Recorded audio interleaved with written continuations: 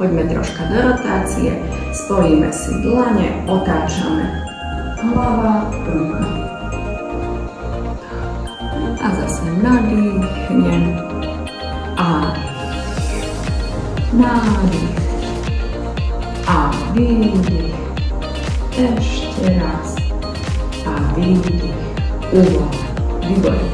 Vtedy takisto môžeme pracovať aj s drievkovou časťou, aj s pambou, čiže ruky bok a posúvam sa dopredu, ako keby sme chceli podsadiť tam a dozadu vystrčím sa. Výborne. A znova. A tam to veľmi pomáha. Šup, šup, pohľad, ľahko, ramena troška uvoľním a pracujem. Ešte raz.